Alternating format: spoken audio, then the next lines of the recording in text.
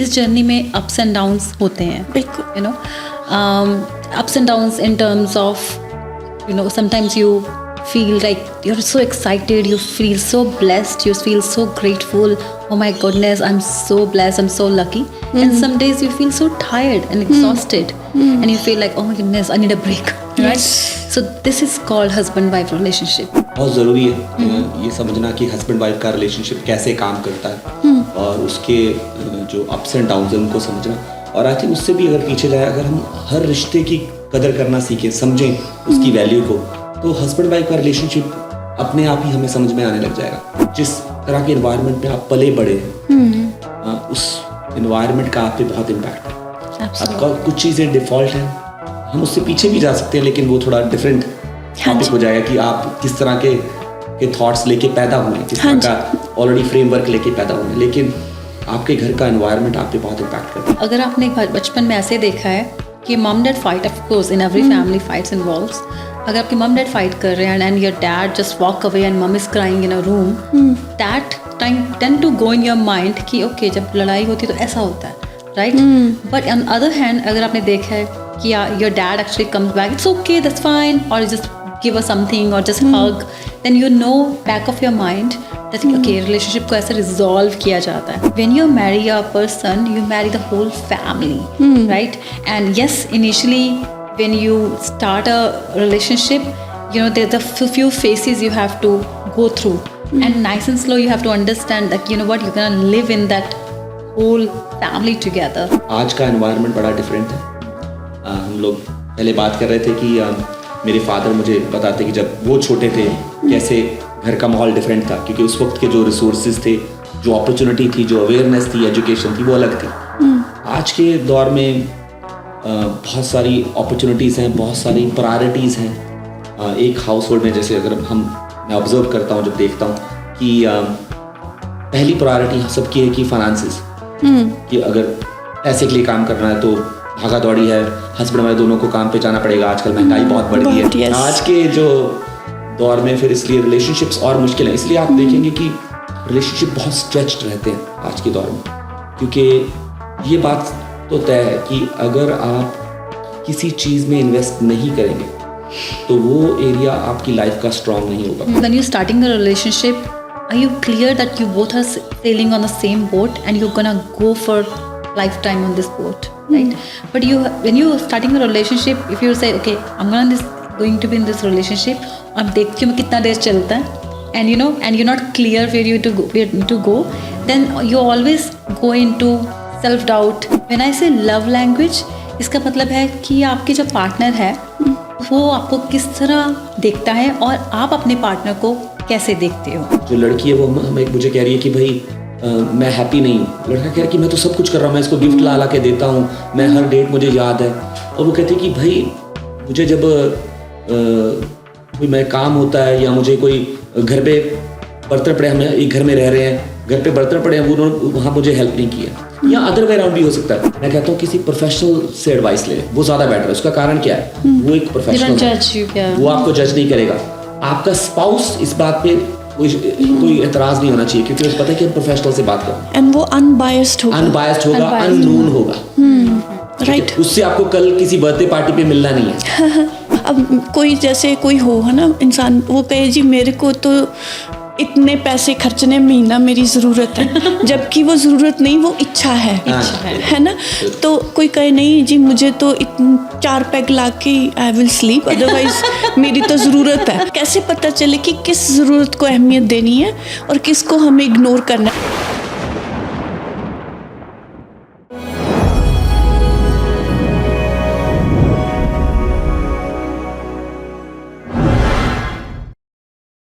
हर इंसान की ज़िंदगी में रिश्ते बहुत इम्पॉर्टेंट होते हैं, चाहे वो रिश्ते उनके साथ हों जिन्होंने हमें पैदा किया, यानी कि हमारे माता पिता, या जिनके साथ हम खेल के बड़े होते हैं, हमारे भाई बहन, हमारे ब्रदर्स एंड सिस्टर्स, हमारे कज़न्स, फिर उसके साथ आते हैं हमारे एक्सटेंडेड फैमिलीज़ जैसे चाचा चाची, मामा मामी, बुआ फूफी एंड एक्सेट्रा। तो ये सारे रिश्ते बहुत ही इम्पॉर्टेंट होते हैं। देन कम्युनिटी बनती है, देन कंट्री बनती है, और सो फॉर्थ इतना बढ़ता जाता है। बट रिश्तों की अहमियत रिश्ता ब रिश्ता बहुत खास होती है।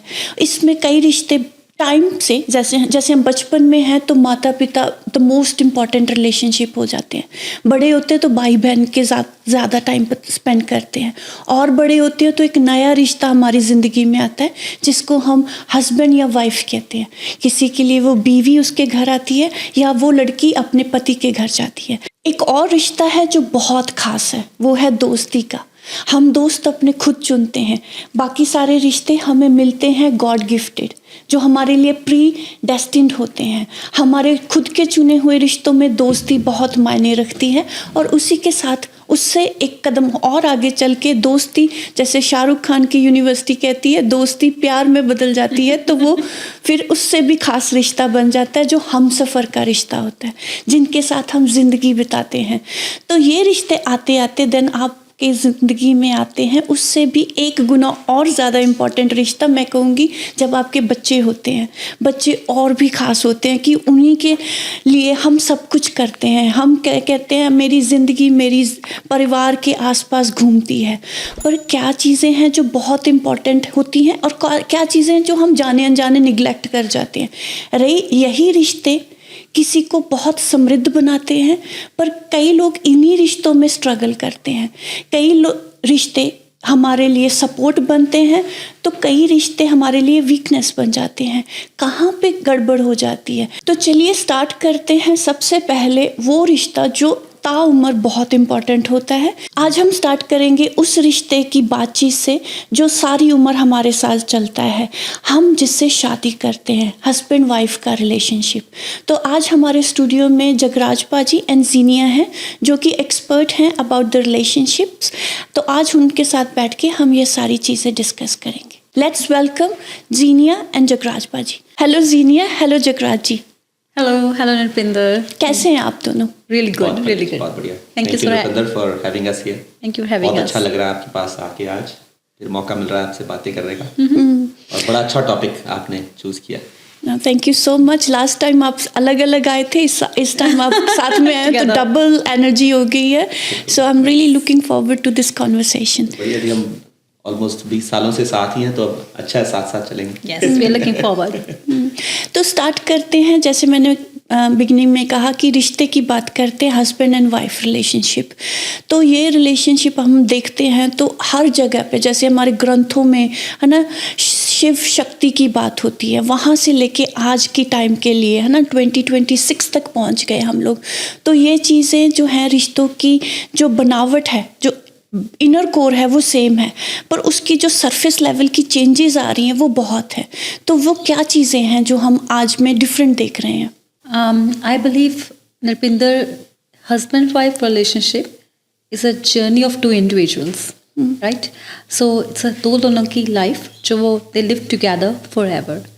So I would not say we are expert. It's a journey we are sharing. We live together, and definitely when we are talking about this journey, इस जर्नी में ups and downs होते हैं. बिल्कुल। You know, ups and downs in terms of, you know, sometimes you feel like you're so excited, you feel so blessed, you feel so grateful. Oh my goodness, I'm so blessed, I'm so lucky. And some days you feel so tired and exhausted, and you feel like, oh my goodness, I need a break. Right? Yes. So this is called husband-wife relationship. It's not a, you know, I would not say it's the complete relationship. This should have up and down, like our breathing, right? Like we breathe in and out. Similarly, in this relationship, we should see ups and downs of each other. You see each other when you're in high time of your life and you're strong together. You should see each other and live with each other when you're in downfall in your life. And anything would you like to add, Jagraj? Absolutely. I think बहुत ज़रूरी है ये समझना कि husband wife का relationship कैसे काम करता है, और उसके जो अप्स एंड डाउन्स हैं उनको समझना।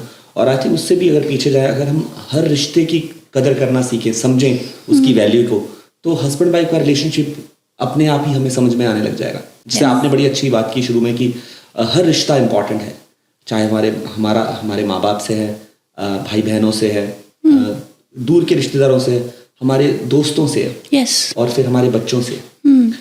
तो ये अगर हम हर रिश्ते की जो बुनियाद है उसको समझें, तो हमें अपने आप ही जो हस्बैंड वाइफ का जो रिलेशनशिप है वो हमें समझ में आने लगेगा, लेकिन वो फाउंडेशन पहले समझनी बड़ी ज़रूरी है। बिल्कुल। और ये जो आपने फाउंडेशन की बात की, तो ये रिश्तों की फाउंडेशन कब और कहाँ रखी जाती है, इसका बैकग्राउंड अगर हम समझने की कोशिश करें तो let's start from there. I feel like when you say background, it's like when you get into any relationship, Rupinder, I feel like you shouldn't come with an agenda. It should be pure, it should be pious, with no checklist. आजकल क्या होता है कि when we wanted to go in any relationship, we have checklist in our mind. Okay, I want this in my spouse, I have this one in my spouse, which is great. You should have checklist. आपके पास होनी चाहिए. But अगर आपको ये भी understand करने पड़ेगा कि no one is complete and no one is perfect in this world, including ourselves, right? So when we say रिश्ता, रिलेशनशिप, सबसे पहले रिश्तों में आता कि आपका खुद के साथ रिलेशनशिप कैसा है. When you are very good with yourself, you tend to attract right person in your life. Right. So first of all, you need to have you should be best version of yourself. If I'm confident, I am smart, I am always talking positive about myself, I have a dream and goals in my life, absolutely I'm gonna attract a man in my life who's gonna encourage me. But if on the other hand, if I'm going to be say, you know what, I'm not worthy, I'm not enough, I'm not beautiful, and I might have attract somebody who can doubt on myself, who can actually pull me down. So first of all, when you say relationship, आपका खुद के साथ relationship बहुत अच्छा होना चाहिए. Yes. Then आपकी अगर आप अहमियत देते हो खुद को and you are actually happy with yourself, you attract right men in your life. When I met Jagraj, I feel like this is the man I want in my life, right? Because he actually tried to pull best out of me. He actually told me, you know, Zenia, you have this. He actually showed me a mirror. Few things I didn't know that. And कुछ चीज़ें अगर मैं बताऊँ, 20 years ago, I was not even able to speak in front of one or two people. Now I can speak in front of crowd. This is my spouse who actually encouraged me. So that's what I feel like. Relationship starts with you first. Yes. So that you can attract right. Right. और जगराज जी, इसमें childhood और parenting, जो हमारा personal childhood है या हमारी parenting, वो कितना इम्पोर्टेंस रखती है? बिल्कुल जी, बहुत इम्पोर्टेंट है उसका भी. जैसे जीनिया बात कर रहे थे, वो भी एक इम्पोर्टेंट पॉइंट है कि आपकी अपनी सोच, पर सोच कहाँ से आई? यस. तो जब आप जिस तरह के इन्वायरमेंट में आप पले बड़े हैं, उस इन्वायरमेंट का आप पे बहुत इम्पैक्ट है. आपका कुछ चीज़ें डिफ़ॉल्ट हैं, हम उससे पीछे भी जा सकते हैं, लेकिन वो थोड़ा डिफरेंट टॉपिक हो जाएगा कि आप किस तरह के थॉट्स लेके पैदा हुए, किस तरह का ऑलरेडी फ्रेमवर्क लेके पैदा हुए. लेकिन आपके घर का एनवायरनमेंट आप पे बहुत इम्पैक्ट करता है. इसीलिए जब आपने जब कहा कि पेरेंट्स का बच्चों के साथ रिलेशनशिप बहुत इम्पोर्टेंट है, तो जब हम बच्चे हैं तो हमारे पेरेंट्स का जो ऑलरेडी सेटिंग है, जो उनका आपस में हस्बैंड वाइफ का रिलेशनशिप है, उन्होंने घर का एनवायरनमेंट कैसा रखा था उस समय, जो भी उनके पास रिसोर्सेज थे, तो वो एक बच्चे पे की सोच पे असर डालेंगे और वो एक डिफ़ॉल्ट फ्रेमवर्क बनेगा उसके माइंड का. और जब वो आगे जाके लोगों से मिलेगा, रिश्ते उसके बनेंगे, दोस्ती के, चाहे हस्बैंड वाइफ का, चाहे प्रोफेशनल रिलेशनशिप बनेंगे, तो वो उसी डिफ़ॉल्ट फ्रेमवर्क में उन रिश्तों को तोलेगा. एक एग्जाम्पल दे सकते हैं आप मुझे? I think I would love to give example, Jagraj. You know, Nirpinder, you know, for example, अगर आपने बचपन में ऐसे देखा है कि mom dad fight, of course in every family fights involves. अगर आपके मॉम डैड फाइट कर रहे हैं and your dad just walk away and mom is crying in a room, that time tend to go in your mind कि okay, जब लड़ाई होती है तो ऐसा होता है, right? But on other hand, अगर आपने देखा है कि your dad actually comes back, it's okay, that's fine, और जस्ट गिव अस समथिंग और just hug, then you know back of your mind that okay, relationship को ऐसे resolve किया जाता है. So kids don't do what you say, kids do what they see. Yes. In the family. Yes. Similarly, if every girl wants a husband like a dad, I'm daddy's girl. I was about to say that. Yes. You know what? My dad is like that. Like for example, if I'm talking about my family, I'm come from a business family and Jagraj comes from an army family. Two different background. So I come from like a free zone, जहाँ पे कोई खास discipline नहीं था, and Jagraj comes from a very discipline and this kind of family where they have high priority about discipline. Yes. So if I go in Jagaraj family with my checklist in my mind, absolutely there's going to be clashes. So that's the reason when you marry with someone, that as I started with the journey of two individual, that in that journey only husband and wife don't live in that relationship. When you marry a person, you marry the whole family, right? And yes, initially when you start a relationship, you know, there's a few phases you have to go through, and nice and slow you have to understand that, you know what, you're gonna live in that whole family together. Yeah. Specially हमारे culture में तो we marry the whole family. Whole family, जैसे आपकी किसी से शादी हुई और नए रिश्ते भी जुड़ गए, हाँ जी। तो आपके अभी 2 मम्मी पापा हो गए हैं, अगर वाइफ के भाई बहन है तो वो भी आपके भाई बहन है, तो आपको सब को साथ लेके ही चलना है। और आई थिंक वो सही भी है। हालांकि वेस्टर्न वर्ल्ड में न्यूक्लियर फैमिलीज हैं, आइसोलेटेड फैमिलीज हैं, और वहाँ पे उसके फिर अलग चैलेंजेस हैं। जब आप आइसोलेटेड रहते हो, आप कनेक्टेड नहीं हो। और जब हम शुरू में बात कर रहे थे कि रिलेशनशिप्स का जो बड़ा इफेक्ट है वो हमें कम्युनिटी में फिर दिखाई देता है। एक घर के रिलेशनशिप का इफेक्ट आपको पूरी कम्युनिटी में दिखाई देगा, क्योंकि कम्युनिटी बनी कैसे है, फैमिलीज जुड़ी हैं आपस में, तो वो कम्युनिटी है। तो उस हिसाब से आई थिंक ये बड़ा इम्पॉर्टेंट है कि हम किस तरह के एनवायरनमेंट में पले बढ़े, और फिर वहाँ से हमारी सोच है। आपको एक और पॉइंट देता हूँ यहाँ पे कि एक इंडिविजुअल और 2 इंडिविजुअल एक ही तरह के एनवायरनमेंट में रह के भी 2 अलग तरह की सोच वाले हो सकते हैं। Yes. और उसका कारण उनका वही है, डिफॉल्ट फ्रेमवर्क कैसा बना। क्योंकि रियलिटी वो है जो हम अपनी सोच से देखते हैं, अपने पर्सनल लेंस के थ्रू देखते हमारे सोच के ग्लासेस हमने पहने, उस सोच में से हम जो दुनिया को देखते हैं तो वैसा ही रंग है। तो आई थिंक तो इसी के साथ जो आज की जो ज़िंदगी है बहुत फास्ट पेस्ड है ना, बहुत से डिफरेंट चैलेंजेस हैं, वो कैसे इम्पैक्ट करते हैं husband wife relationship in particular? आज का एनवायरनमेंट बड़ा डिफरेंट है। हम लोग पहले बात कर रहे थे कि मेरे फादर मुझे बताते कि जब वो छोटे थे कैसे घर का माहौल डिफरेंट था, क्योंकि उस वक्त के जो रिसोर्सेज थे, जो अपॉर्चुनिटी थी, जो अवेयरनेस थी, एजुकेशन थी, वो अलग थी। आज के दौर में बहुत सारी अपॉर्चुनिटीज़ हैं, बहुत सारी प्रायोरिटीज़ हैं। एक हाउस होल्ड में जैसे अगर मैं ऑब्जर्व करता हूँ, जब देखता हूँ कि पहली प्रायोरिटी सबकी है कि फाइनेंसेस, कि अगर पैसे के लिए काम करना है तो भागा दौड़ी है, हस्बैंड वाइफ दोनों को काम पे जाना पड़ेगा, आजकल महंगाई बहुत बढ़ गई है। तो उस हिसाब से देन फिर उसके साथ आप अटैच कर दो करियर एम्बिशन।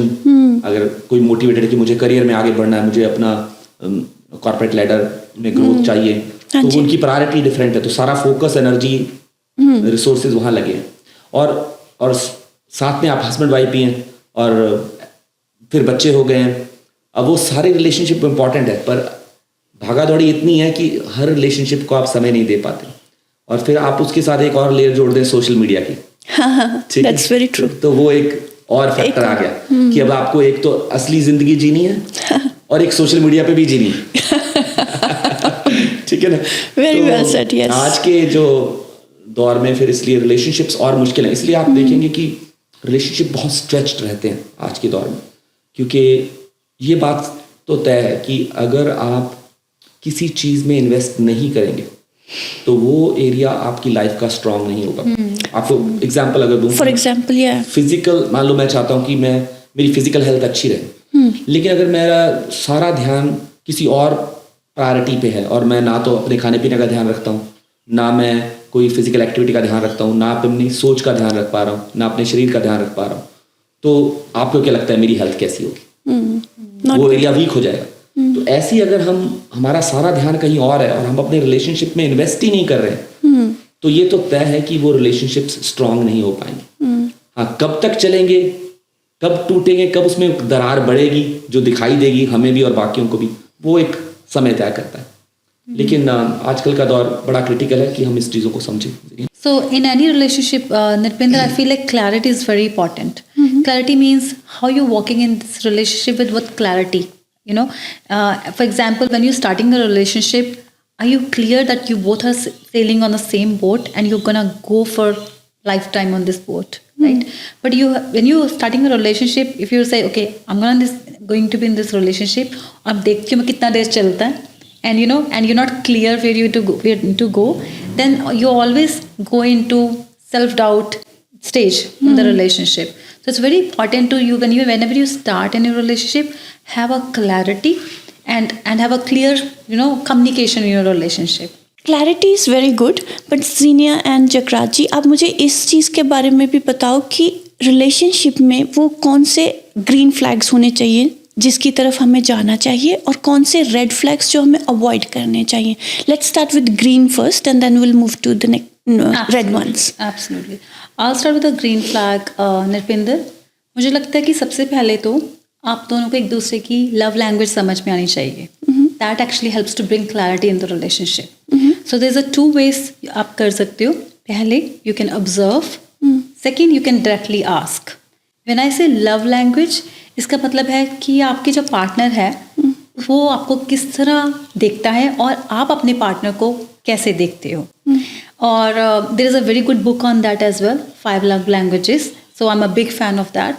जब भी I feel like any couple is struggling, so this is a homework I give them कि okay, you have to read that book first. Okay, so जब आप love language से आपको ये पता लगता है कि how I'm seeing my partner and how other my partner seeing me. क्योंकि ये भी 2 different perspective हो जाते हैं. जैसे कि for example love language में आ जाता है कि आपकी लव लैंग्वेज क्या है. आपकी लव लैंग्वेज गिफ्ट्स है, आपकी लव लैंग्वेज क्वालिटी टाइम है, वर्ड ऑफ अफर्मेशन है, एक्ट ऑफ सर्विस है, क्वालिटी टाइम है. अगर मेरे फॉर एग्जांपल अगर मैं मेरी लैंग्वेज अगर आप कीजिए कि मेरी लैंग्वेज क्या है, फॉर एग्जांपल मेरी लैंग्वेज गिफ्ट है फॉर एग्जांपल, और मेरे पार्टनर की लैंग्वेज क्वालिटी टाइम है, so that is always gonna be, मैं हमेशा गिफ्ट के बारे में सोचूंगी and he always think about the quality time.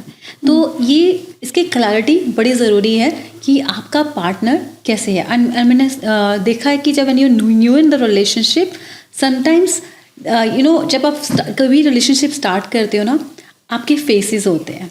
तो सबसे पहला जो फेसेस होता है वो होता है कि आप the face of knowing each other, which you can say caring face. When you actually date together, आप एक दूसरे को केयर करते हो, आप अपना सिर्फ गुड साइड प्रेजेंट करते हो अपने पार्टनर को, and you don't reveal the side which your partner don't know about you. That will not help to bring clarity in the relationship.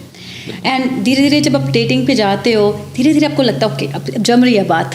अब जब सेकंड फेज पे जाते हो, जब आपको पता लगता है कि अब हम दोनों अच्छा डेट कर रहे हैं, second phase is knowing more each other deeper.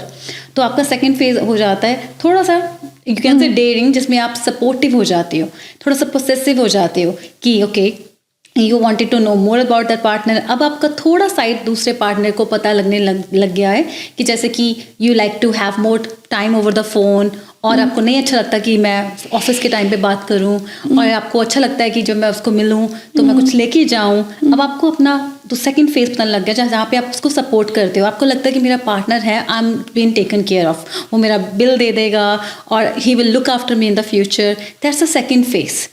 And जब थर्ड फेज आता है जिसमें ऑनरिंग द रिलेशनशिप होता है, जिसमें जब आपकी शादी हो जाती है, और अब रिलेशनशिप का एक मायना डिफरेंट हो जाता है. क्योंकि अब इस यहाँ पे क्या हो गया कि आपकी शादी हो गई है and you are actually married to each other. It's like initially you are trying to find out each other. Now you know it's secure, it's mine. In that phase what happen, this is lot of new things which we found out later. Initially हो सकता है आपके husband और आपका boyfriend that time आपसे लंबी लंबी बातें फ़ोन पे करता है, पर now he goes to 9 to 5 job and he is honouring the relationship because now you might have bought new house together, you have bought new car together. Now you have responsibilities to do, taken care of, and his family involved as well, your family involved as well. In that phase, you're in sometimes what happen as a woman, मैंने बहुत girls को देखा वो वहीं stuck हो जाती हैं कि ओके जब ये मुझे मिलते थे, ये मुझे ऐसा करते थे, ये ऐसा करते थे, and we start judging, oh when I used to date that time वो तो ऐसे बातें करते थे. Now things have changed. Things supposed to change because now we are into honoring the relationship part, जहाँ पे हस्बैंड के ऊपर है ये रिस्पॉन्सिबिलिटी होती है कि now I want to give better future. He might not take you to for the maybe coffee every day, but he might saving money for a big holidays in a year. So having that clarity helps to make your relationship stronger. और ये जो गलतियाँ होती हैं ये first 5 years of relationship में ज़्यादा होती हैं. तो इसमें what would be your take? जो इन्होंने कहा, इन्होंने बॉय साइड को बड़े अच्छे से कवर किया कि लड़के की कैसे है ना रिस्पॉन्सिबिलिटीज बन जाती हैं, तो आपका टेक क्या होगा for the green flag we talking? I think बहुत बढ़िया जीनिया ने आइडियाज शेयर किए हैं. जैसे जीनिया कह रहे थे कि आप लव लैंग्वेज 2 तरह से पता कर सकते हो. मैं कहूँगा कि अगर आप डायरेक्टली पूछोगे आज के स्पेशली यंगस्टर से किसी को आपकी लव लैंग्वेज क्या है, तो उसको कोई आइडिया नहीं. स्पेशली अगर एक मेल को पूछोगे, मैं अगर अपने आप को इमेजिन करूं कि मैं हूँ उस एज में 20 साल की उम्र में और मुझे कहेगी तो आपकी लव लैंग्वेज क्या है, मैं कहूँगा क्या बात कर रही है, I don't know. What are you talking about? तो जो लव लैंग्वेज पता करना है वो थोड़ा समय से ही आता है. Absolutely. या फिर आपने स्पेसिफिक उसकी स्टडी की है, आपने बुक पढ़ी है. और आई थिंक आज की जनरेशन पे ये बड़ा इंपॉर्टेंट है कि आप उसके लिए समझे, क्योंकि यंग जो एक इंडिविजुअल है, यंग अर्ली 20s में उसके पास हमारे से भी ज़्यादा प्रायोरिटीज़ है. वो मे भी अभी यूनिवर्सिटी जा रहा है, उसको पढ़ाई भी करनी है, उसको करियर का भी सोचना है. लेकिन हमने बीच में उसे अब उसकी एक गर्लफ्रेंड भी है जिसको वो डेट कर रहा है, या उसको लेके जाना है कि उसका बर्थडे आ गया है. हमारी आज हमारी एनिवर्सरी है जब हम पहली बार मिले थे. कितनी डेट्स याद रखनी है, राइट? तो जब हम लोग कई बार यंगस्टर के साथ बैठते हैं या कोई स्ट्रैटेजी प्लान कर रहे हैं या काउंसिल करते हैं, तो ये बड़ा एक कॉमन चैलेंज होता है कि जो लड़के हैं या लड़की है उस रिलेशनशिप में, उन दोनों को आपस में कम्युनिकेट किस लेवल पे करना है वो अंदाज़ा नहीं है.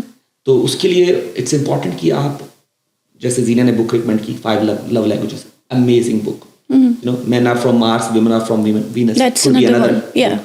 ये जो बुक्स हैं आपको बताती हैं कि कैसे 2 इंडिविजुअल्स बिल्कुल डिफरेंट लेवल पे सोच सकते हैं. To give you an example, जैसे जीनिया बात कर रहे थे लव लैंग्वेज की.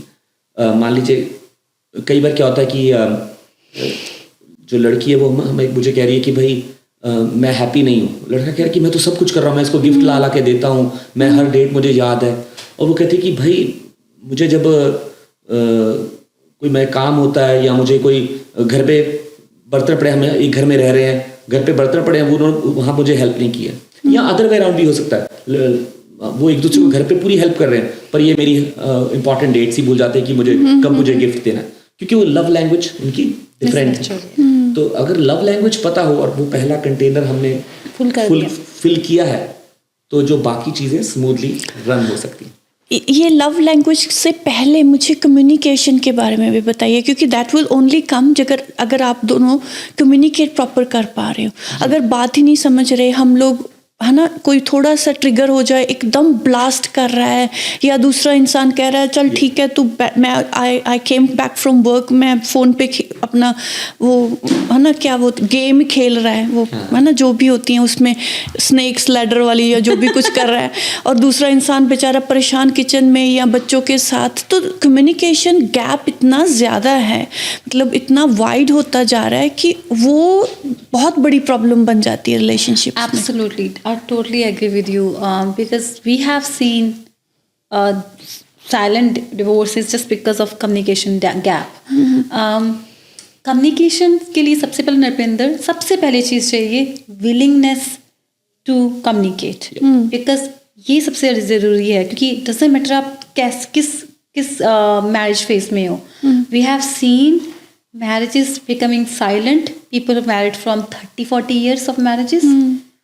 People actually who newly got married or they're planning to get married and they're in very early stage of getting an engagement phase or something. Communication के लिए सबसे पहले तो willingness कि आपको उस communication वाले phase पे जाना है. Because होता क्या है, समटाइम्स इतनी फाइट्स हो जाती हैं पहले, तो कम्युनिकेशन से लोग डरने लग जाते हैं कि अगर कम्युनिकेट करेंगे तो पुराने मुद्दे उखड़ के आ जाएंगे और वो पास सब चीज़ आएंगी. तो इसके लिए सबसे पहले तो creating a boundaries is very very important. So जब हम आई स्टिल रिमेंबर कि I was talking to one of my client and we are talking about the boundaries.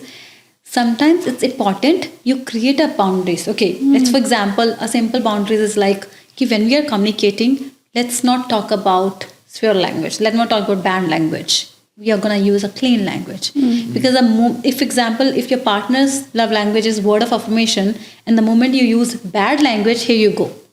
He will walk out from the communication. Yeah. So creating a boundary is going to help.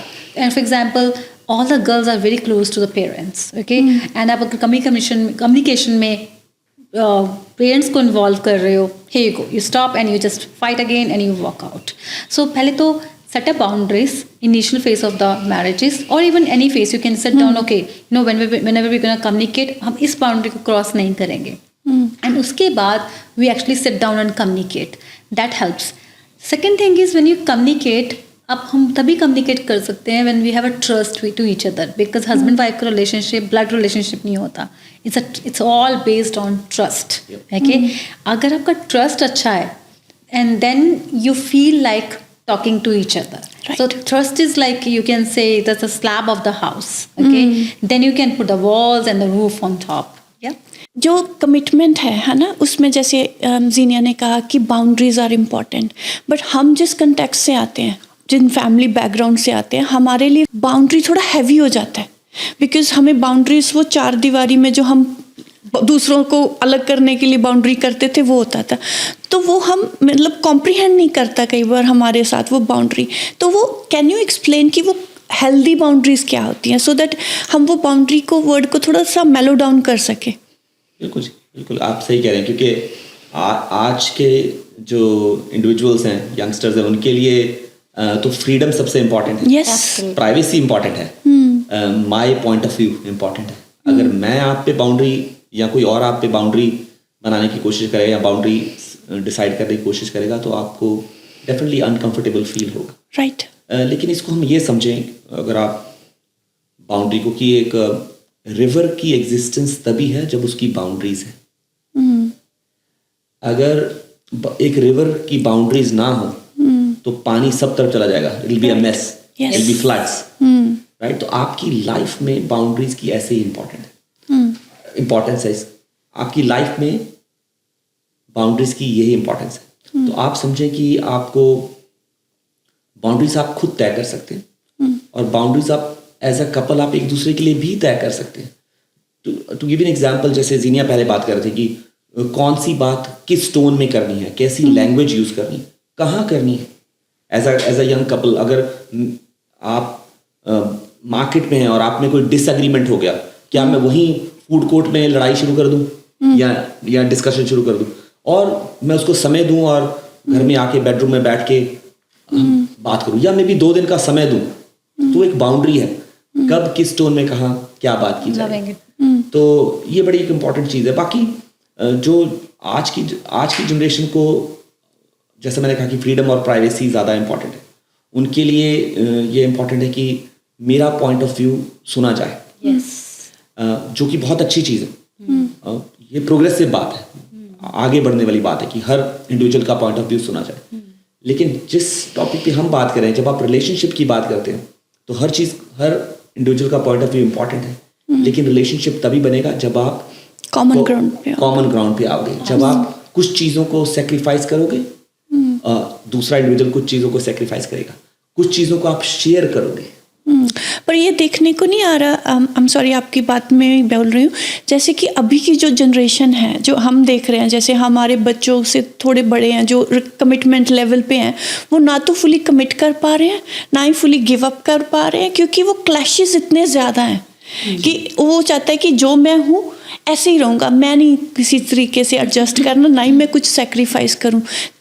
तो ये सारी चीज़ें बच्चों को, या young generation जो what is the word, जेन ज़ी, इन लोगों को बहुत हार्ड लगती हैं कि मैंने नहीं चेंज होना, this is who I am, either accept और लीव.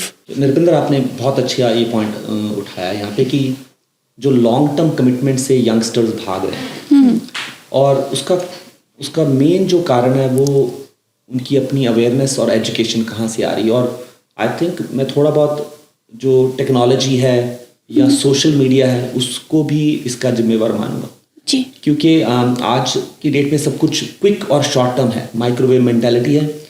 हर चीज़ 30 सेकेंड्स, 8-10 सेकेंड्स, 50 सेकेंड्स में काम करती है. तो जब आप किसी से डेकेड्स ऑफ कमिटमेंट मांग रहे हो, उनका भी ब्रेन उस चीज़ के लिए मेच्योर नहीं है. राइट। और जो आप कह रहे थे कि यंगस्टर जो है कि वो एक रिलेशनशिप आया, उनके लिए बड़ा आसान है कि उसको तोड़ के दूसरे रिलेशनशिप पे जाना, या ऑलरेडी जो उनके एग्जिस्टिंग रिलेशनशिप्स हैं उनकी कदर ना करना और आइसोलेट हो जाना, हाँ जी। या किसी नए गोल की तरफ चल पड़ना। उसका कारण ये कि उन्होंने अभी तक सीखा ही नहीं, उन्होंने इन्वेस्ट नहीं किया उस रिलेशनशिप में। मैं अलग अलग जनरेशन के लोगों से जब मिलता हूँ, हम लोग बैठते हैं, काउंसिल कर रहे हैं, तो मैं देखता हूँ कि यंगस्टर्स जो हैं उनके लिए आसान है तोड़ना, क्योंकि उनकी इन्वेस्टमेंट कम है।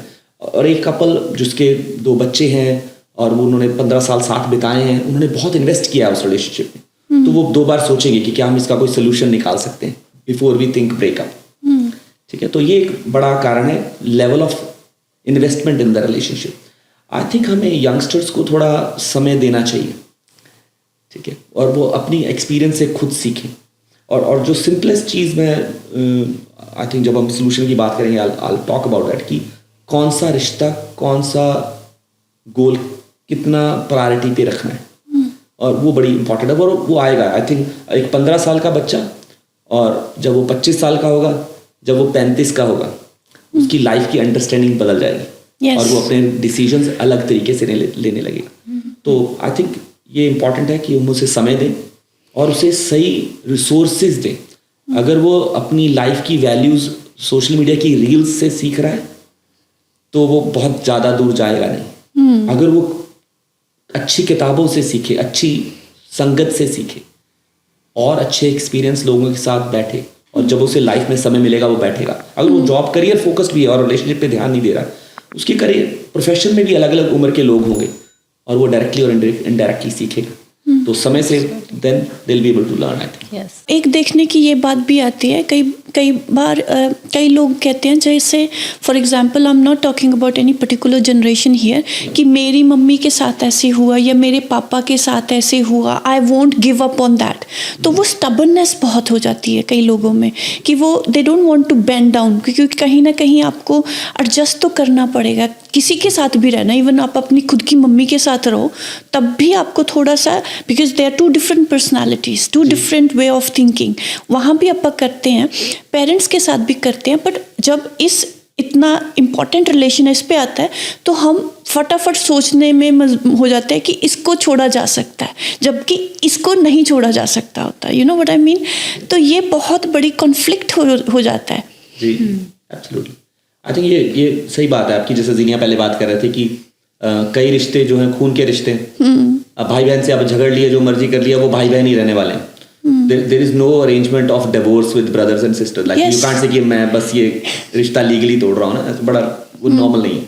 लेकिन हस्बैंड वाइफ का रिलेशनशिप है क्योंकि वो ट्रस्ट का रिश्ता है। तो जैसे ही हमें लगता है कि हमारा वो ट्रस्ट खत्म हो गया और एक वेस्टेड इंटरेस्ट नहीं है एक दूसरे की लाइफ में, जैसे जीनिया बात करते हैं साइलेंट डिवोर्स की, कि कुछ लोग सालों साल ऐसे ही रह रहे हैं, उनका आपस में इन्वेस्टमेंट नहीं है एक दूसरे में, ना ही वो एक दूसरे के में इन्वेस्ट कर रहे हैं, ना ही अपने रिलेशनशिप में इन्वेस्ट कर रहे हैं। और जो red, I think that is one of the red flags. एक हर कपल को समझना चाहिए कि लैक ऑफ कम्युनिकेशन। एक्चुअली मैं कहूँगा आर्ग्यूमेंट्स भी गुड है, करो, इट्स वेरी हेल्दी। क्योंकि अगर आप आर्ग्यू कर रहे हैं इसका मतलब आप नंबर 1 आप कम्युनिकेट कर रहे हैं, क्योंकि बिना कम्युनिकेशन के तो आर्ग्यूमेंट होगा। हाँ, दूसरा है कि मैं अपने स्पाउस से आर्ग्यूमेंट तभी करूंगा जब मुझे उस रिलेशनशिप में ट्रस्ट है और मैं चाहता हूं कि मैं उस रिलेशनशिप को कंटिन्यू करूं, अदरवाइज मुझे बात करने की जरूरत नहीं है।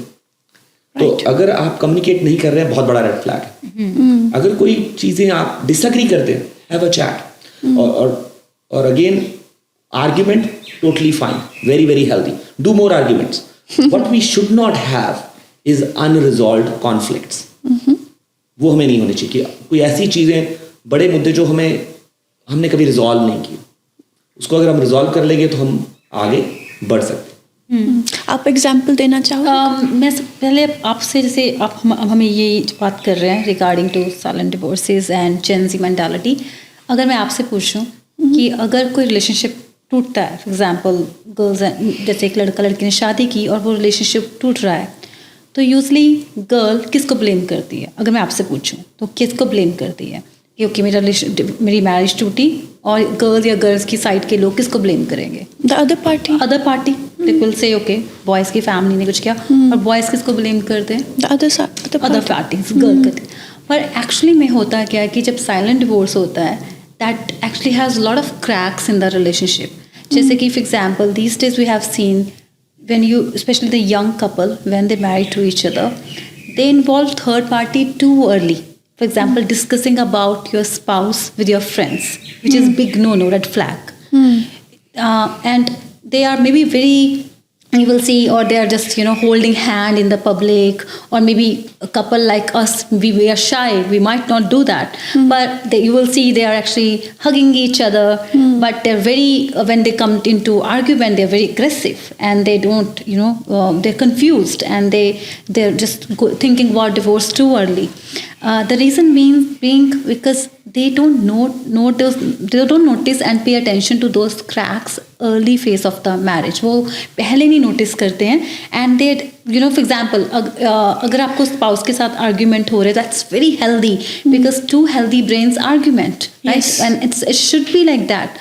और argument से ही पता लगता है कि how it's a build up and you just take it out, you vomit out, and that's how your relationship works.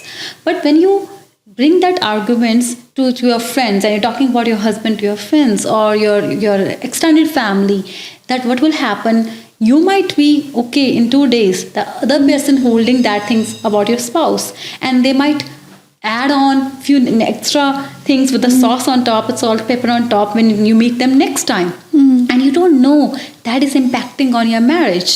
So that would happen when young couple don't pay, don't live together in a boundaries. That's what we are talking about before.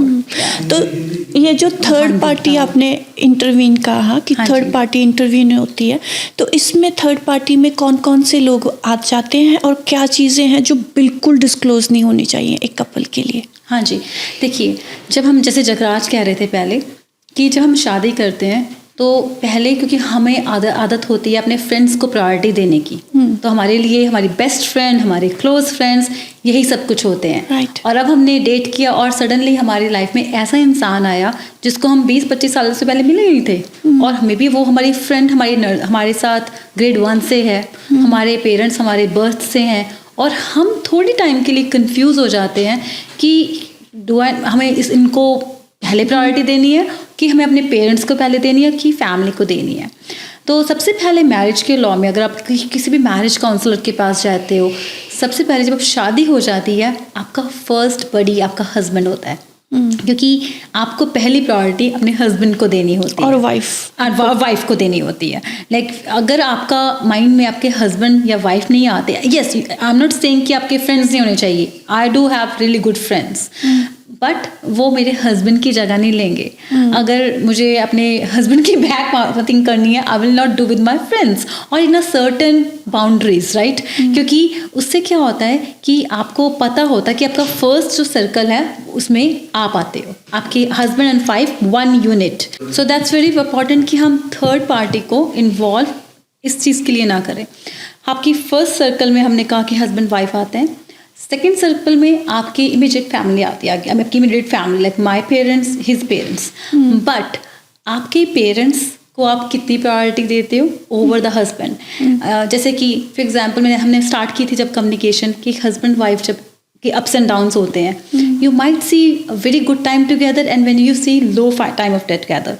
जब आप अपने लो phase of marriage में हो, आप किसको pickup करके call पे बात कर रहे हो? Are you talking to your mother, your sister, your friend? और मैं इस सिचुएशन में हूँ, and that is going to create a crack in your marriage, because आप सोचते हो व्हाट विल, आपका हस्बैंड को कौन सा पता लगेगा, but the day he find out he feel betrayed. You feel like, oh my God, how can you tell about my private life or my private thing to your friend or to your mother, right? So that's very important कि second circle should stay second. फिर third में आता है हमारे extended family and हमारे friends and then rest of the world.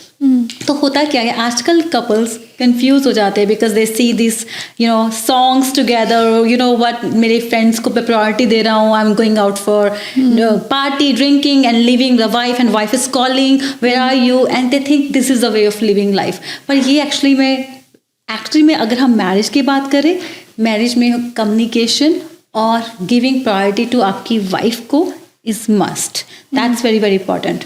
Jagraj, do you want to add something? हाँ जी, ज़रूर. आई थिंक ये ज़रूरी है, क्योंकि जब आप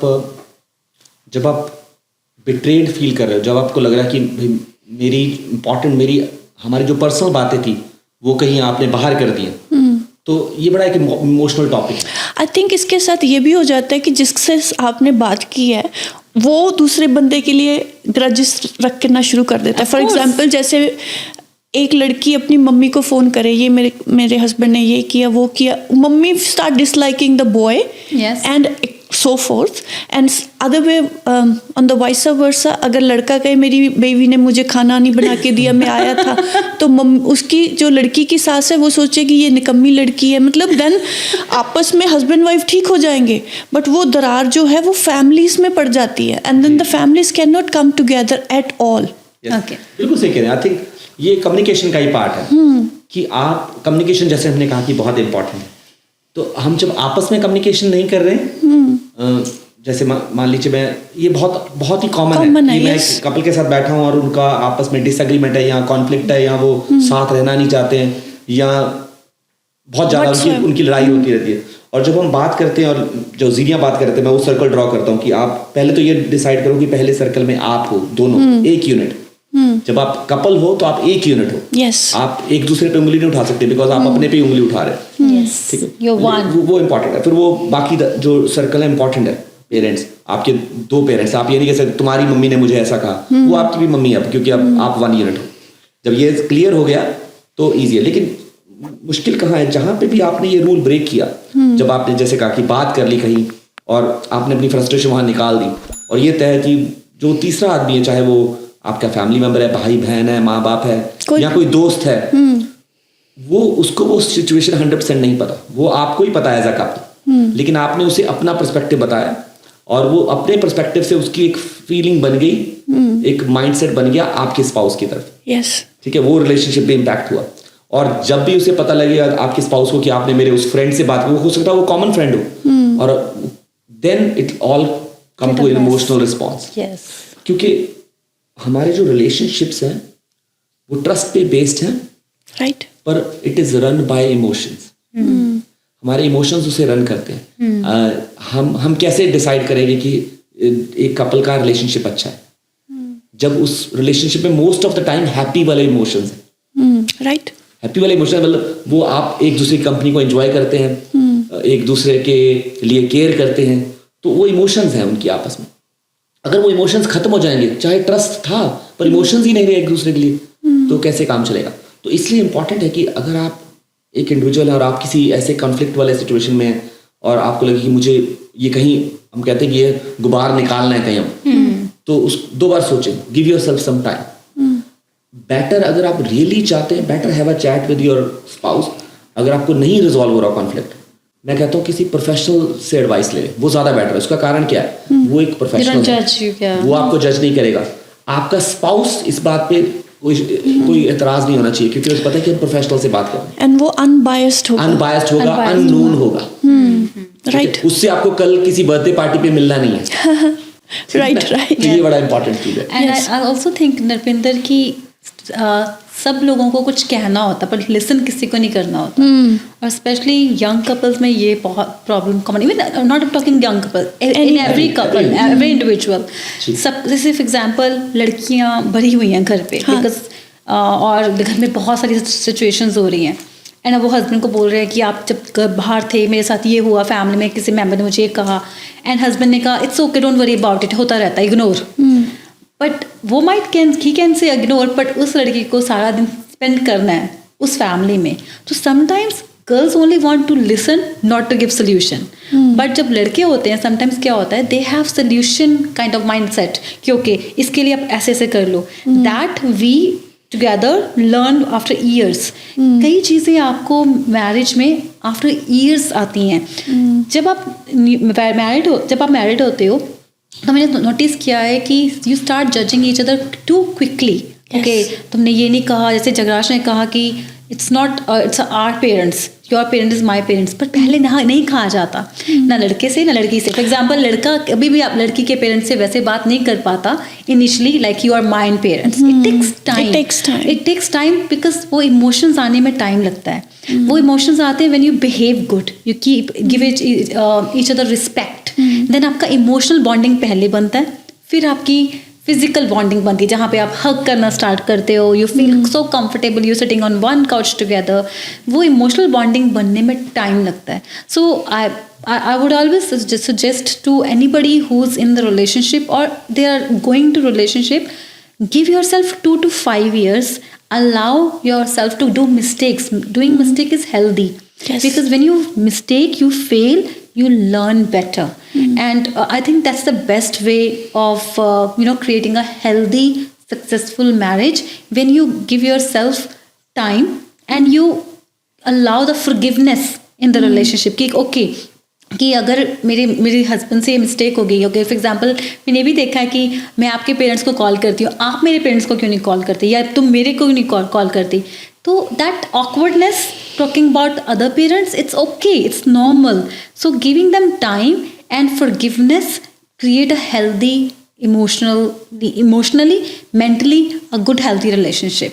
और ये बहुत गुड आइडिया है जो आपने अभी सजेस्ट किया. पर इसके साथ जगराज जी और क्या क्या सॉल्यूशंस हो सकते हैं, अगर हम कोई स्ट्रेटजीज माइंड में रखें कि हाँ ये मैंने करना है और ये मुझे नहीं ही करना, नो मैटर व्हाट, तो क्या सजेस्ट करेंगे आप? बिल्कुल जी, आई थिंक बहुत ज़रूरी है कि हम छोटी छोटी जो स्ट्रैटेजीज हैं वो लगाएं, क्योंकि जैसे मैंने पहले कहा था कि जिस भी चीज़ को आप स्ट्रॉन्ग बनाना चाहते हैं, स्टेबल बनाना चाहते हैं, आपको उसमें इन्वेस्ट करना पड़ेगा. ठीक है, तो बहुत सिंपल 2-3 स्टेप्स आप यूज़ कर सकते हैं. आई थिंक जो बहुत पहला स्टेप है वो है having common values and goals.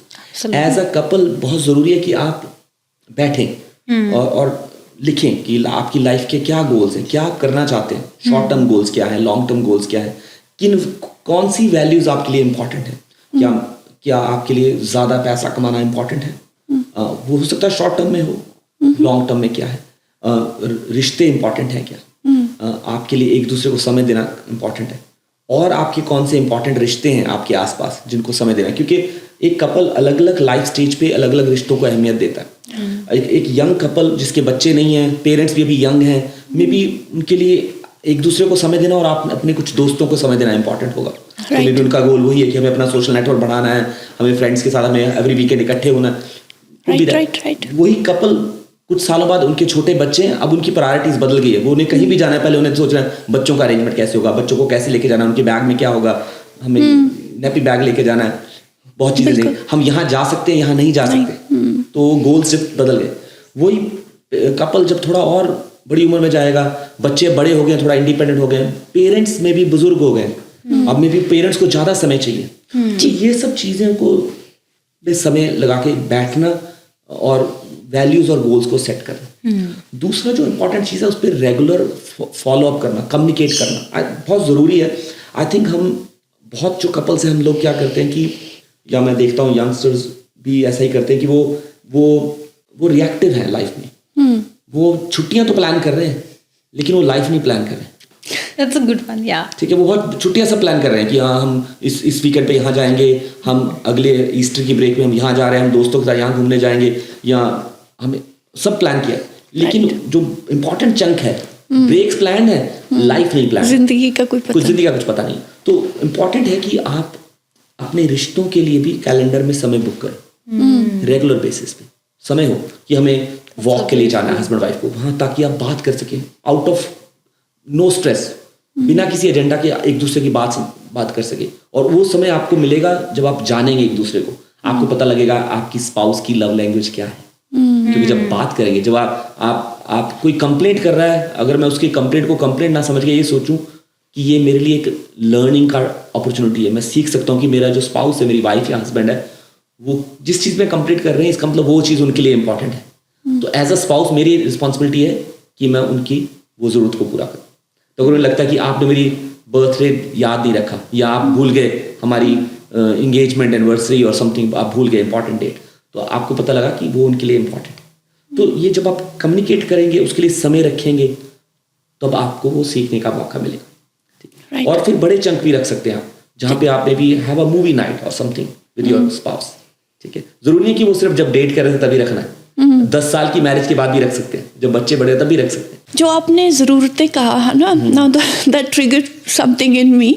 अब कोई जैसे कोई हो है ना इंसान, वो कहे जी मेरे को तो इतने पैसे खर्चने महीना मेरी ज़रूरत है, जबकि वो ज़रूरत नहीं, वो इच्छा है ना।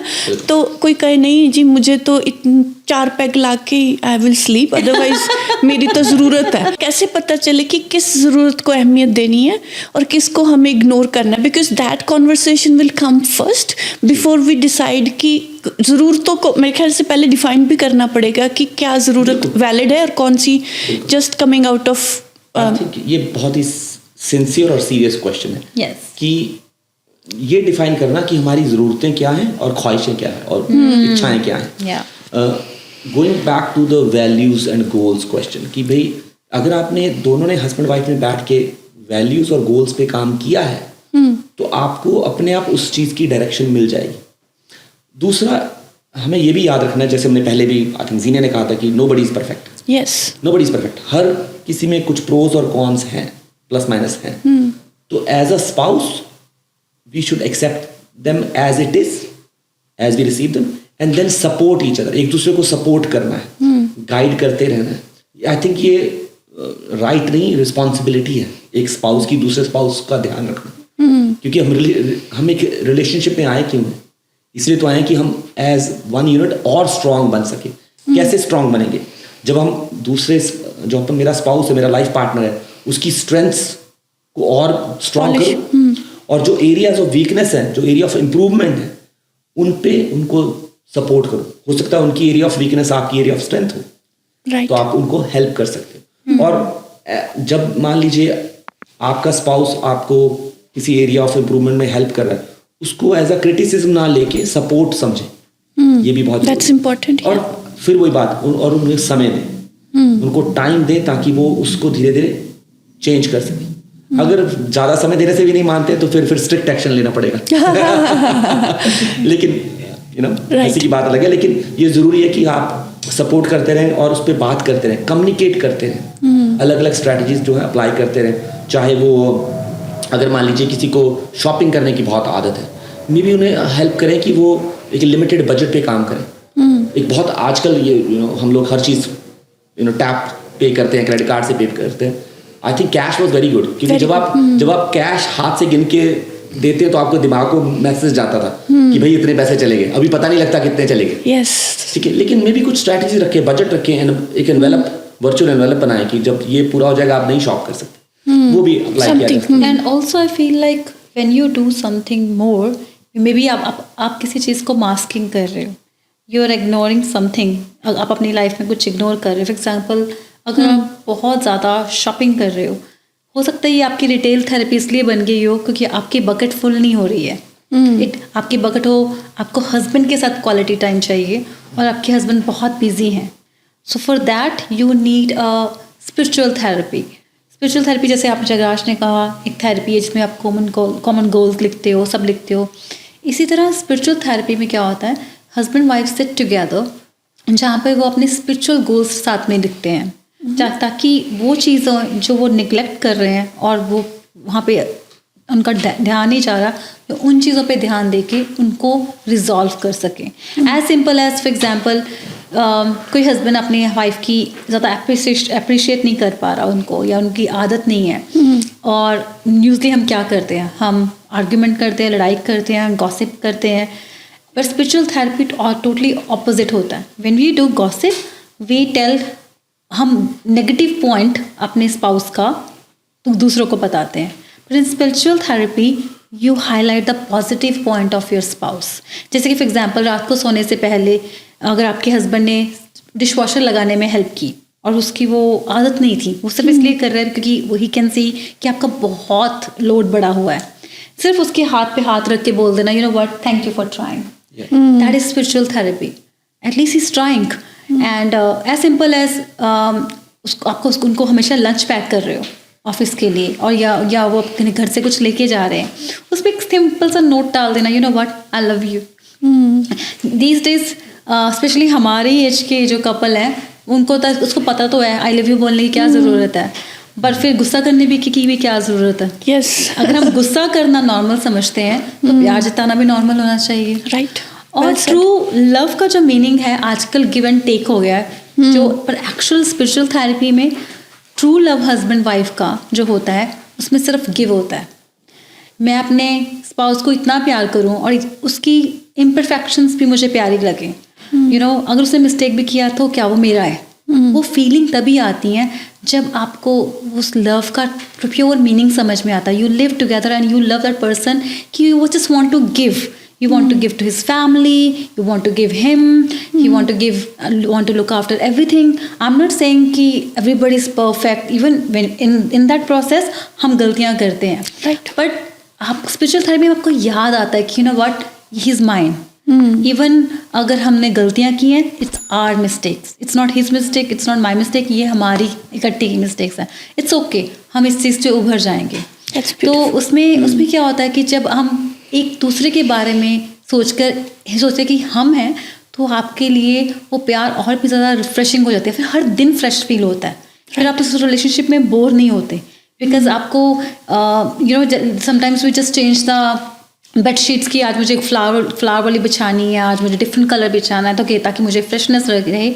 इसी तरह रिलेशनशिप में सिंपल एक्ट्स, जैसे कि कभी कभी उनको कोई ऐसी चीज़ बना के दे दी जो उनको पसंद है, और कभी कभी उनके लिए वो ऐसी चीज़ कर दी जो आपको पसंद है, और बोलना कि you know what, I have done this for you क्योंकि ये मुझे भी पसंद है। लेट देम नो कि यू नो, तो ये इससे क्या होता है कि आप you grow together. And visualization बहुत इंपॉर्टेंट है। आप कई बार बैठे और बात करें, you know what, when we grow old हम ऐसे करेंगे। And I would like to walk with you in a garden, जब we will grow together, we grow old together, and जब kids will grow and these things, you know. I think that's really beautiful जो जीनिया ने touch किया है point कि एक rituals होना और आप स्पिरिचुअली कनेक्टेड हैं एक दूसरे के साथ, और आप लॉन्ग टर्म सोच रहे हैं, यस, बात कर रहे हैं। अगर आप बात ही अगले 6 महीने की कर रहे हैं तो कैसे आप long term relation, the other person also won't be able to project कि कहाँ तक सोचना है। बिल्कुल एक कपल के लिए बहुत जरूरी है कि वो एक लॉन्ग टर्म किसी गोल पे काम कर रहे हैं, right. They are looking forward to something. What could be those goals look like? Very simple things, जैसे कि looking forward to build a house. मान लीजिए एक कपल है और वो एक नया घर बनाने के बारे में प्लान कर रहे हैं, तो अब 2-3 साल उस पर लगेंगे, प्लानिंग करेंगे, फंड्स इकट्ठे हुए, फिर यू नो जो भी है, फिर वो घर बन रहा है। उस फेज में बिकॉज वो दोनों का कॉमन गोल है, तो उनके लिए बहुत आसान होगा इकट्ठे रहना और छोटी छोटी प्रॉब्लम्स को आसानी से वो हल कर पाएंगे, राइट। ऐसी जैसे जीनिया बात करते हैं, विजुलाइज करना कि हम दोनों जब बच्चे बड़े हो जाएंगे वो तो अपने अपने घर में चले जाएंगे, हम दोनों कैसे लाइफ बिताएंगे, विजुलाइज करना, उसको प्लान करना, लिखना, कम्युनिकेट करना, और वो तभी हो पाएगा जब आपने उसके लिए समय निकाला है। आपके कैलेंडर में समय बुक है कि हमें इस समय बातचीत करनी। उसमें आप चैलेंजेस की भी बात कर सकते हैं जो आप इकट्ठे ओवरकम कर रहे हैं, उसमें आप अचीवमेंट्स की भी बात कर सकते हैं जो आपने इकट्ठे की हैं और याद करेंगे। तो ऐसी चीज़ों से आई थिंक आप छोटे छोटे 3-4 स्टेप्स लगा के इन स्ट्रैटेजी से आप अपने रिलेशनशिप को और मजबूत कर सकते हैं, लॉन्ग टर्म कर सकते हैं, और लोगों को भी हेल्प कर सकते हैं एग्जाम्पल सेट करके। Right, beautiful. तो आपने बहुत ये अच्छी स्ट्रेटजीज जो डिस्कस किया, लव हियरिंग दैट, कितना कुछ है जो इकट्ठे मिलके किया जा सकता है। तो इसी के साथ कम्युनिकेशन कितना ज़रूरी है। और आप दोनों बस मेरे ख्याल से जाने से पहले मुझे इतना भी और ये एक और चीज़ बताते जाइए कि ये सारी स्ट्रेटजीज करते कॉम्प्लीमेंट करना कितना ज़रूरी है एक दूसरे को, बिकॉज इट्स हार्ड वर्क। तो वो ज़रूरी है कि थोड़ा मीठा भी आता रहे ना बीच बीच में। और स्पेशली अगर आपकी ये लव लैंग्वेज हो, एप्रिसिएशन है ना, फिर तो बहुत ही ज़्यादा ये मेरे ख्याल से ये हर इंसान की होती है। कोई जो नहीं कहता ना वो झूठ बोल रहा है। Everybody wants to hear something good about them. Appreciation बहुत इंपॉर्टेंट है जी। जैसे जीनिया कह रहे थे कि हम जैसे गुस्सा करना नॉर्मल समझते हैं, और प्यार जताना और अप्रिशिएट करना कई बार हम नॉर्मल नहीं, उसमें हम ऑकवर्ड फील करते हैं। यस, तो इसको क्या कहना है, इसको तो पता है, वो नहीं करना है ना। कॉम्प्लीमेंट है बहुत इंपॉर्टेंट है। जैसे जीनिया बात कर रहे थे कि यू नो हम गुस्से को नॉर्मल मानते हैं और प्यार जताने को और अप्रिसिएशन को हम ऑकवर्ड फील करते हैं। मैं ये कहूँगा कि अगर आप किसी को करेक्टिव फीडबैक दे रहे हैं या किसी की बात आपको पसंद नहीं आई और आपको उन्हें बताना है, बहुत ज़रूरी है बताना है, तो आई थिंक उसमें आपको थोड़ा समय लेना चाहिए, मे बी 1-2 दिन का समय लें और एक प्राइवेट मोमेंट में जहाँ कोई और नहीं है, सिर्फ आप उनसे बात करें और उन्हें वो करेक्टिव फीडबैक दें। लेकिन जब बात आती है प्यार जताने की और कॉम्प्लीमेंट देने की, उसी वक्त और सबके सामने, अरे वाह, ठीक है, अगर आप ये कर सकते हैं तो आपके रिलेशनशिप में और वो आपके स्टील स्ट्रॉन्ग हो जाएगा आपका रिलेशनशिप, ठीक है। पर इसमें रुपिंदर एक और बात भी है। Yes please. समटाइम्स आप ऐसे घर में जाते हो जहाँ पे मे बी इन्वायरमेंट ना हो, जहाँ पे खुल के बात की रखी जा सकती हो, पर एक लड़की एक इन्वायरमेंट को सेट कर सकती है। ये मैं एक्सपीरियंस से बता सकती हूँ और बहुत लड़कियों में पावर भी होती है। अगर घर की लड़की खुश है तो सब खुश हैं और वो इन्वायरमेंट क्रिएट कर सकती है। जैसे कि मैं एक एग्जांपल देती हूँ, जैसे अगर आपने अपने बच्चों को सिखाया है कि यू नो व्हाट, आप बहुत अच्छे लग रहे हो, ओ माय गॉड आपने कितना अच्छा पहना हुआ है, अच्छा जाओ दादू दादी को बोल के आओ आई लव यू, ओके ऐसा करो, घर में कोई आया उनको बोलो, तो सडनली किड्स पिकअप, उनको वो पता लग जाता है कि ओके, जैसे कि कभी अभी मैं तैयार हो रही थी तो मेरे बच्चे they are 12 years old boys, oh my looking gorgeous, where are you going, तो वो चीज़ें you can create the environment as well. तो डोंट बी, आप हताश मत हो जाइए अगर आपको लगता है कि आपके स्पाउस में ये स्ट्रेंथ नहीं है। आप वो इन्वायरमेंट क्रिएट भी कर सकते हैं एंड यू कैन टॉक कि देखिए आप हम इस चीज़ को, I need that appreciation and you can talk about that और you can appreciate each other well, क्योंकि जब आप किसी को अप्रिशिएट करते हो you are actually bringing best out of yourself as well, क्योंकि जब आप किसी को अच्छा बोलते हो आपको भी अच्छा लगता है, राइट। और जब आप किसी को अच्छा नहीं बोलते आपको भी बुरा लगता है। बिल्कुल। तो खुद के लिए भी अच्छा है कि आप दूसरों की तारीफ करो और खुल के करो। बिल्कुल, I really appreciate. Yes thank you so much, आप आए तो बहुत अच्छी बातें आपने डिस्कस की and it's such a beautiful conversation we had. Thank you so much and I really appreciate. Thank you so much Rupinder for आपने हैविंग अस। बहुत अच्छा बातचीत की, बहुत अच्छे सवाल पूछे और बहुत अच्छी आपने जो सोच लेके इस पॉडकास्ट को बनाया, तो हमें बहुत अच्छा लगा आपसे बात करके। Thank you, thank you. आज का टॉपिक बहुत इंटरेस्टिंग था। इसके साथ साथ मैं ये ज़रूर कहना चाहूँगी कि ये टॉपिक अपने आप में बहुत वास्ट है। आज हमने उसके कुछ पहलुओं को टच किया। अगर आपको ऐसा कंटेंट अच्छा लगता है तो please like the video and share it with your friends and family. और अगर आपको और कोई टॉपिक है जो आपके मन के करीब हो और आप जानना चाहते हो, will do our best to bring out that for you. देखते रहिए रूदारियाँ। मिलते हैं आपको नए पॉडकास्ट के साथ जल्दी ही।